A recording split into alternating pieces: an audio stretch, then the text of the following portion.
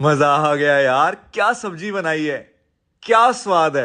बस हल्का सा नमक ज्यादा लग रहा है। अरे क्योंकि नमक आजकल खराब आ रहा है ना। सुनो, अपने यहाँ जब भी कभी गेस्ट आए ना तो तुम बिल्कुल यही सब्जी बनाना। बस थोड़ा अदरक लहसुन कम डालना, क्योंकि गेस्टों ने थोड़ी बिल देना होता है। और जो तड़का लगाया है, हाथ चूम लूं तुम्हारे में।